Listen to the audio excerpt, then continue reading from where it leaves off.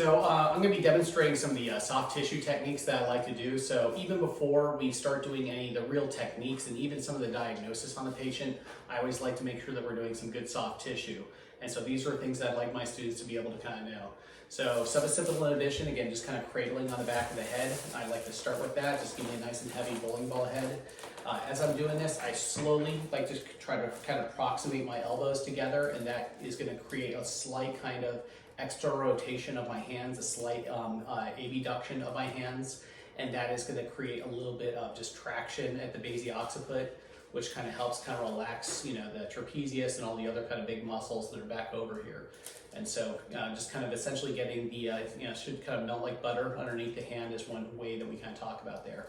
After suboccipital inhibition, then I like to do a nice stretch forward to really stretch out the trapezius. So I'm going to kind of grab across the clavicle on both sides here, and I'm going to stretch them forward, okay? Make sure that it's not too bad. And I like to do muscle energy from here, so go ahead and push back against me and relax.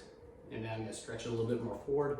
I'm trying to get it to the point that his head is pretty much at 90 degrees to the table right over here. Okay, stretch back again and relax, okay? Then I like to stretch the scalenes, and so I keep one hand kind of on the shoulder right over here, allow the head to kind of fall to the side slightly, then I'm gonna kind of reach across, and so now I have my hand kind of, you know, his head's resting on my forearm and my hand right over here. I'm gonna be holding down on the first rib and the clavicle right over here. And so that really helps get a better stretch on the scalene. So go ahead, and I can do muscle energy from here also. So go ahead and push up and relax, okay, and come down.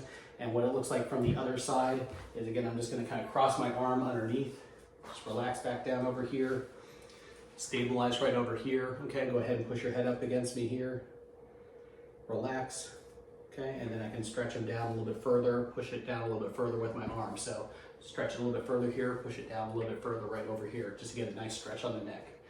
After that, then I just like to bring their heads flat down. I kind of cup the occiput with my hand here, and then I'm going to stretch them out a little bit right over here. So I'm going to be holding down on the first rib as well as the clavicle right over here. Okay, and go ahead and push against me this way right here. Relax. Okay, and same way over here. Okay, push against me here and relax. After that, whether we do it from the side, I just like to do a little bit of soft tissue kneading on the cervical spine. And after that, then we should really be ready to kind of go through and diagnose and figure out any kind of structural dysfunction that we need to do. So now I'm going to go over treating the oblique capitis superior muscle. And so that muscle is part of the border of the suboccipital triangle. And so it's going to be kind of coursing from C1 onto the occiput. And so usually if you kind of feel just back on, so his mastoid process is back right over here, the base of the occiput's right over here, and so, C1, remember, has that long transverse process, so it's going to be kind of coursing over here.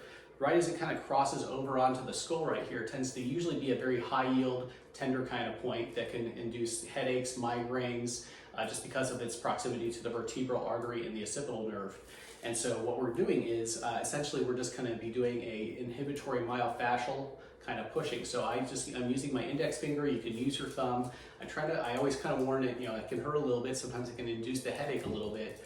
But let me know if it's too much. And I'm just kind of pushing, and as I'm kind of pushing, I'm trying to aim my vector towards their opposite orbit. So I'm pushing on the right side, I'm aiming it towards his left eye. Okay, you doing okay with that? Okay, so I'm just kind of pushing in there until I feel it kind of melt underneath my finger right over there. And his was a little bit tight there, so I should feel better there. Okay.